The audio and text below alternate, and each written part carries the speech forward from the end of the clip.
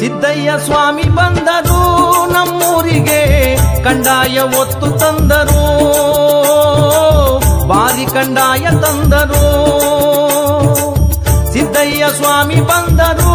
ನಮ್ಮೂರಿಗೆ ಕಂದಾಯ ಒತ್ತು ತಂದರು